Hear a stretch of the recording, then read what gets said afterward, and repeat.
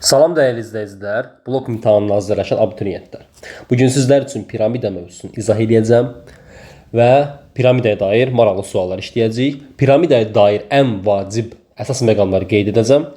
Lazım düsturlar yazacağam, isbatını göstərəcəm və daha sonra isə lazım tapşırıqlar işləyəcəyik. Başlayaq. İlk öncə piramida nədir? Bir üzü hər hansı bir çoxbucaqlı, qalan üzləri isə ortaq təpəli üçbucaqlar olan çox üzlüyə deyilir piramida. Burada bir üzü deyəndə əlbəttə ki, aşağıdakı oturacaq nəzərdə tutulur. Aşağıdakı oturacaq görürükmü? Aha, bu nə sayılır? Bunun hər hansı bir çoxbucaqlı. Bu bir dənə olur, aşağıda yerləşir. Qalan üzlər isə ortaq təpəli üçbucaqlardır. Görürük əlbəttə ki, məsələn üçbucaq C, Y, A. Daha sonra üçbucaq C, A, B hamısı bir ortaq təpəyə malikdir. O da S təpəsi. Daha sonra SDS və s.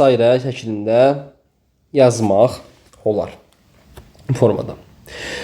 Dediyimiz kimi çoxbucaqlının oturacağı 5 bucaqlıdır və 5 bucaqlımız A, B, C, D, Y-dir. Oturacaq.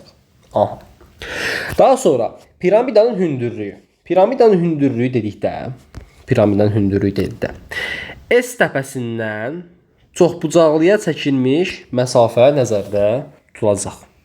Həmin müstəviqdə məsafə. Bunu da işarə edək oyla. SO aldanacaq bizim hündürlük. Piramidanın hündürlüyü. Aha. Daha sonra S təpəsini dedik. Oturacaqların təpələri deyəndə əlbəttə ki A, B, C, D, Y-ni nəzərdə tutacağıq. Daha sonra yan tillər. Yan tillər əlbəttə ki aydındır. Məsəl üçün SY yan tilimizdir. SC yan tilimizdir. SA, SB, daha sonra isə ST. Bunlar adlanacaq nə? Yan tillər. Aha. Daha sonra piramidanın nəyə görə müəyyənləşdiririk? Məsəl üçün, desək ki, piramidanın oturacağı üçbucaqlıdır. Dərhal nə edirsiniz? Bir üçbucaq çəkirik və təpədə bir nöqtə qeyd edirik. Həmin nöqtədən yan tilləri çəkirik və bu bizim adlanır nə? Üçbucaqlı piramidamız. Desək ki, dördbucaqlı piramida. Dördbucaqlı piramida dedikdə hər hansı bir dördbucaqlını çəkirik. Məsəl üçün, təpədə bir S nöqtəsi qeyd edirik və buna uyğun yan tilləri çəkərək nə edirik? Fiqurumuzu qururuq. Və adları da buna görə təyin olunur. Yəni ki, bu adlanır nə? Dörd bucaqlı və yaxud da belə yazılır. Dörd bucaqlı piramida, üç bucaqlı piramida və s. n bucaqlı piramida. Ümumi olaraq bu formada ad verilir. Daha sonra tetraider.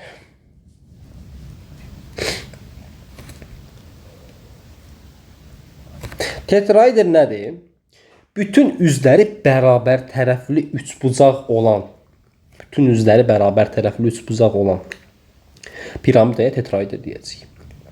Yəni ki, üçbucaq çəkirik, oturacağı ABC bərabər yanlıdır. Daha sonra təpə nöqtəmizi qeyd elədik.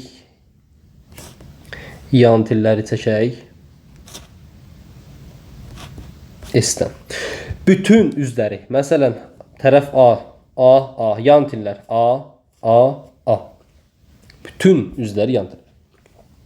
Bu adlanacaq tetraider. Tetraiderdən bəhs etmişkən, gəlin tetraiderin indidən düsturların hamısını deyək və yaddan çıxmasın. İlk öncə başlayaq. Tetraiderin oturacağı. S oturacaq, SABC-dir. Əlbəttə, bərabər tərəfli üçbucağın oturacağının sahəsi nə idi? Köşdü A kvadrat, köşdü 3 bölünsün 4. Bu bir. Daha sonra yan üzlərimiz. S yan.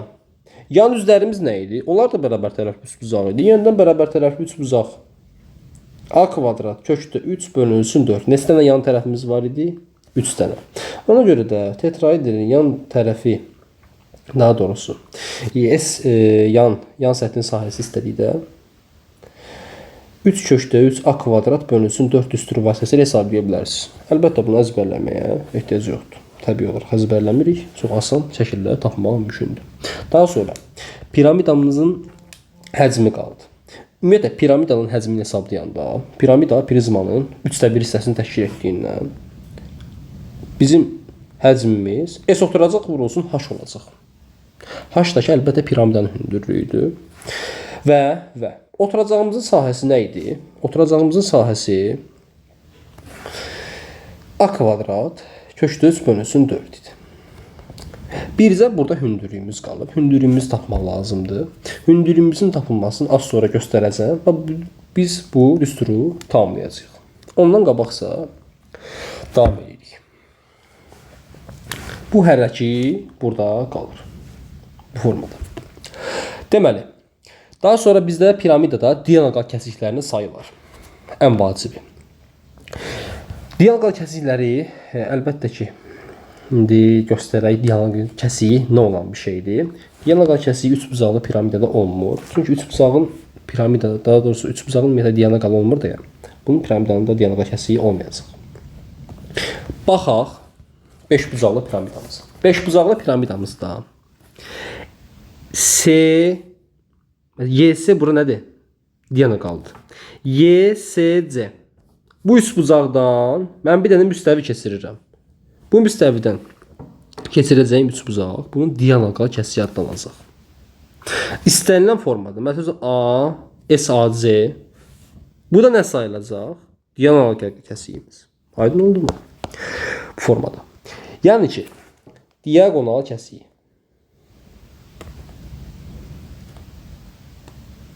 Kəsiklərinin daha doğrusu sayı. Hesablanır bu üstünlə. N vur, N çıx 3 bölünsün 2 formasında. Yəni adicə bizim o çox bucaqlarda diagonalların sayı, bir təpədən çıxan diagonalların sayı, ümumi diagonalların sayı formasını hesablanan düsturun eynisidir. Daha sonra ən vacib məqam deyərdim mən buna. Gəldik həmin yerə. Ən vacib məqam. Baxın, çox vacib. Piramidanı anlamaq üçün. Piramidanı məsələlərini həll etməkdən ötürü ən vacib məqam. Yada saxlayaq. 1. Piramidanın yan tilləri oturacaq müstəvisi ilə eyni bucağı əmələ gətirərsə, onda hündürlüyünün oturacaqdakı çox bucağının xaricdən çəkilməyi çevrənin mərkəzinə düşür. Yan tillər oturacaq müstəvisi ilə eyni bucağı əmələ gətirdikdə. Məsələn, bir dənə dörd bucaqlı sizin üçün piramida çəkək. Məsəl üçün. Elə bu aşağıda qeyd edək. Daha rahat olsun.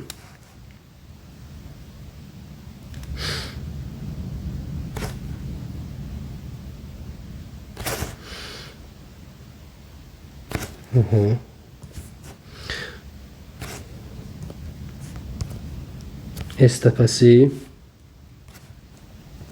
A, B, C, D. Bu bizim piramidamız.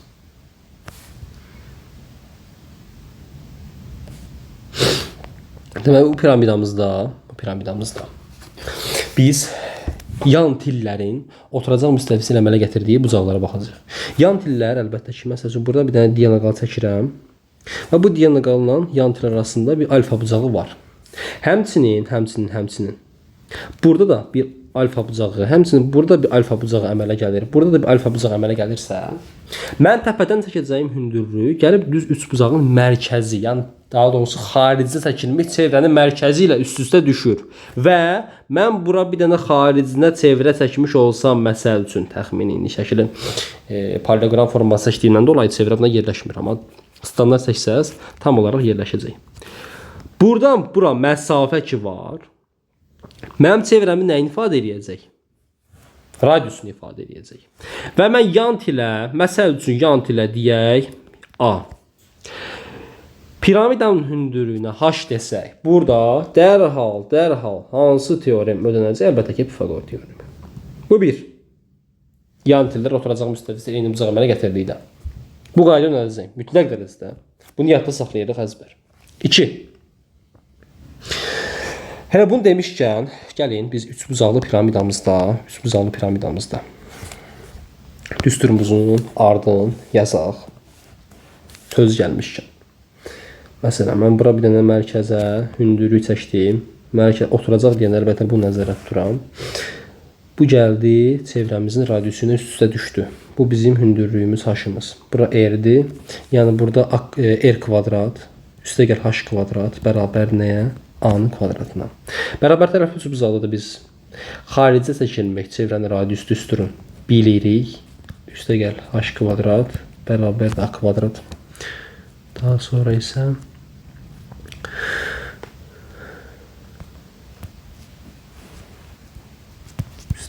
kvadrat h-da bərabərdir. Kök altında 2 bölünsün 3a. Və biz bunları yerinə qoysaq. Məxrəcimiz 12 a kvadrat kökdə 3 vurulsun. Kökdə 2 kökdə 3 vurulsun a. Əlbəttə kökdə üstləri ixtisar aparırıq. Və bizim ən vacib düsturlarımızdan biri tetraederdə həcmin hesablanması. Əlbəttə, indi bunu əzbərləmək elə də çətin bir şey deyil. Sadəcə olaraq yaddan çıxır. Ona görə də məsləhət olan nədir? Məsləhət olan oturacağın sahəsini tapıb, daha sonra Pifaqor teoreminə görə hündürlük tapıb bunları belə deyim, özünüzün çıxarmağı, özünüzün hesablamağıdır. Bu daha rahat olar. Amma həcmimizin düsturu bu formada oldu. Tetraederin. Tetraederlə bağlı 3 dənə düstur dedik. Bir həcm düsturu, yan səthinin sahəsi düsturu, oturacağın düsturu. Bu formada.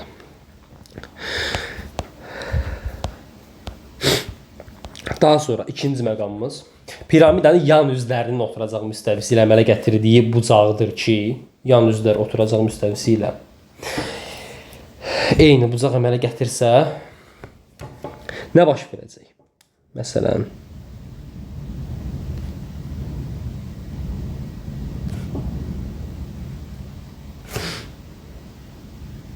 yenidən bir piramida çəkirik.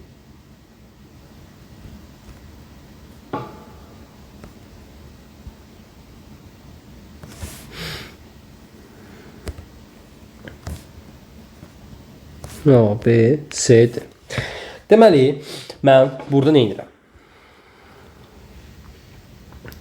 Yan tilin oturacaq müstəvisi ilə eyni bucaq əmələ gətirməsini təmin etməyini ötürü buradan, təpədən bunu indirirəm. Daha doğrusu bura O deyək, bura məsəl üçün O1 olsun. Və buradan təpədən bir hündürlük indiririk. Yenidən 90 dərəcə əmələ gətirir. Bura H-dır. Burada L olsun. Formadan məsəl üçün buna L deyək. Bu gəlib düşəcək hara? Əgər ki, burada alfa bucağı təsəvvürün əmələ gəlir. Burada da bir hündürlük, burada alfa bucağı əmələ gəlir. Yan üzlərin hamısında alfa bucağı, məsələn burada da çəksəz, buranı göstərir. Hamısının yan üzlər. Yəni iki müstəvi arasında, yan üzlə oturacaq müstəvisi arasında alfa bucağı əmələ gəlmiş olsa, burada bizim daxilə çəkilmək çevrənin radiusu ilə işimiz olacaq. Yəni h kvadrat üstə gəl r kvadrat bərabərdir l kvadrata. Və çox zaman bizim piramidanın yan tilləri bir-birinə bərabər olduğundan dolayı, daha da çox həmişə demək belədir. Əlbəttə ki, bərabər olduğundan dolayı 90% hallarda L bizdə yan üzün hündürlüyü olacaq. Yan hündürlük yazaq. Və yaxud da bunun başqa adı apofemdir. Bu formada. Bu da belə. Bu iki məqamı adımız kimi əzbər bilirik. Vacib budur. Deməli, daha sonra bizdə indi düzgün piramidalar var. Düzgün piramida dedikdə nəyi nəzərdə tutur? Ona baxacağıq. Düzgün piramida. Düzgün piramida oturacağı düzgün çoxbucaqlı olub. Oturacağı hündürlüyünün oturacağı daha doğrusu bu çoxbucaqlının mərkəzi ilə üst-üstə düşən piramidaya düzgün piramida deyilir. Düzgün piramidin yan üzləri bir-birinə bərabər olan bərabər yanlı üçbucaqlardır. Bayaq dediyim kimi, yəni düzgün piramidini daha çox işləyəcəksiniz. Ona görə də bərabər yanlı üçbucaq və apofem sözünü işlədəcəyik. Daha sonra düzgün piramidanın yan tilləri oturacaq müstəvisi ilə eyni bucaq əmələ gətirir. Bu düsturlardan yəni dərhal istifadə edəcəksiniz. Həmçinin yan üzlər oturacaq müstəvisi ilə eyni bucaq əmələ gətirir. Yəni bu iki hal sizin üçün düzgün piramidada işlədəcəyiniz hallardır. Daha sonra apofemdən danışdıq. Apofem dedikdə yan üzün hündürlüyüdür. Əlbəttə yenidən göstərək. Bu səfər üçbucaqlı piramida çəkək və yan üzün belə deyək S təpəsi ABC bizim piramidamız. Buradan bura bir hündürlük çəksək düzgün piramidadan el adlanacaq apofem. Həmçinin buradan bura çəksək el adlanacaq apofem və buradan bir hündürlük çəksək el adlanacaq apofem. Daha sonra kəsik piramida. Kəsik piramida dedikdə oturacağa paralel müstəvi ilə kəsilmiş piramida nəzərdə tutulur. Yəni mən A1, B1, C1 üçbucağını görürük. Həmin üçbucaqdan bir müstəvi keçirirəm. Yəni üçbucaq əmələ gəlir və bu adlanır artıq aşağıda qalan hissə bizim kəsik piramidamız. Sanki yuxarısın, yəni S, A1, C1-i artıq atıram kənara. Bu adlanacaq kəsik piramida. Kəsik piramida belə deyək, piramida artıq kəsdikdə alınan kəsik piramidadan oturacaqlar bir-birinə paralel müstəvi ilə kəsmişik deyə paraleldir. Bu bir. İkinci növbədə bunlar oxşardır. Oxşardırsa əlbəttə ki A1 B1 böl AB oxşarlıq əlamətindən bilirik. B1 C1 bölünsün BC və daha sonra A1 C1 bölünsün AC oxşarlıq əmsalına bərabər olacaq. Daha sonra burada belə deyək. Oturacağın sahəsi S oturacaq aşağıdakı A, B, C üçbucağıdır. Kəsiyin sahəsi isə S kəsik A1, B1, C1 üçbucağının sahəsidir. S, A1, B1, C1 və S, A1, B1, C1 bölünsün S, A, B, C əlbəttə ki oxşarlıq əmsalının kvadratına bərabər olacaq. Bura piramidaların hündürlüklərinə baxırıq. Bütöv böyük piramidamızın hündürlüyü əlbəttə ki SO bütöv böyük piramidanın hündürlüyü. Böyük piramida yazaq. Piramida hündürlüyü. Burada O1 nöqtəsini qeyd eləmiş olsam, SO1 kiçik piramidanın hündürlüyü, kiçik piramida. Əlbəttə burada kiçik də piramida əmələ gəlir. Buna dair məsələlər sizə verilə bilər. Və burada OO1 ki var. Bu OO1 artıq kəsik piramidanın hündürlüyü aldanacaq. Kəsik piramidanın hündürlüyü. Bunu da özünüz üçün qeyd edə bilərsiniz.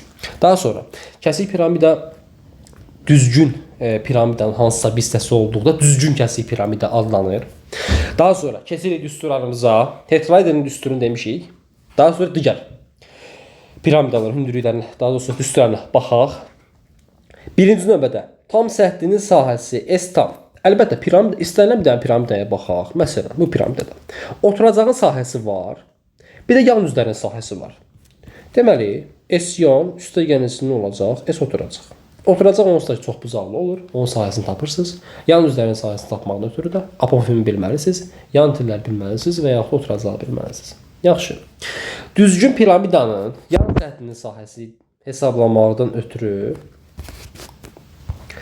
dedik ki, apofemi bilirik, bir də oturacağın tərəfini bilməyimiz kifayətdir. 2/1 PL düsturu hesablanır. Məsələn, mən bir üçbucaqlı piramida sizin çəkirəm indi. Məsələn, tərəfləri olsun A, B, C. A, B, C. Apofemlərin hamısı da düzgün olduğundan dolayı nə olacaq? Elə bərabər olacaq. Burada da L-dir, məsəl üçün.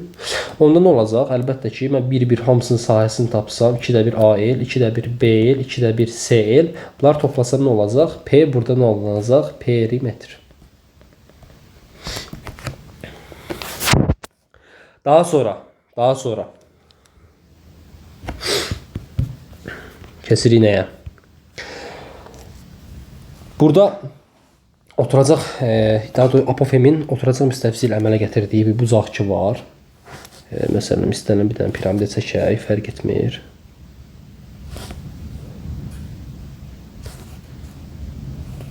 Məsələn, 5 bucaqlı bir piramida çəkək, fərq eləməz. Bura S olsun.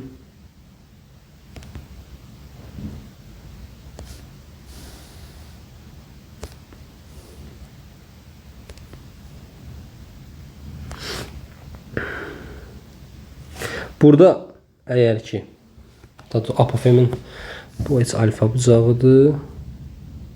Burada əmələ gələn bucaq fi bucaq olmuş olsa, burada S oturacaq, bərabərdir S yan vurulsun. Kosinüs fi şəklində bir üstur yazırıq. Topluda piramida ilə bağlı ilk 2 sual buna dairdir. Daha sonra hardasa bir 6-ya yaxın buna dair sual var. Əzbəriyyatda saxlayırıq. Daha sonra düzgün kəsik piramidaya baxırıq. Düzgün kəsik piramidada yan səthinin sahəsini hesablamaq istəyiriksə əgər S yan bərabərdir 2 dənə oturacağımız olduğundan dolayı nə edirik? Həmin perimetrləri tapıb 2-yə bölürük. Daha sonra apofemə vururuq. Bir növ trapesiyanın sahəsini sanki bizə xatırladır. Bu da belə. Bu kəsik piramidanın yan səthinin sahəsi. Daha sonra piramidada həcm bayaq dediyim kimi prizmanın 3/1. S oturacaq vurulsun H. Kəsik piramidada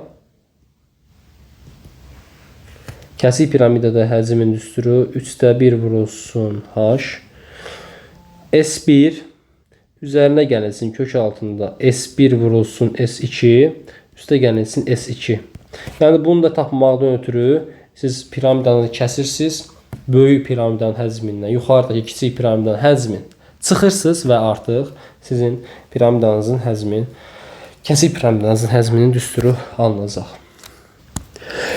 Belə piramidaya dair bütün məlumatları demək olar ki dedik. Növbəti videomda artıq misallar izah edəcəm. Çünki dərsi zahımız çox uzun çəkdi. Piramida ilə bağlı demək olar ki heç bir şey saxlamadıq. Yaxşı bunları əzbərləyirik.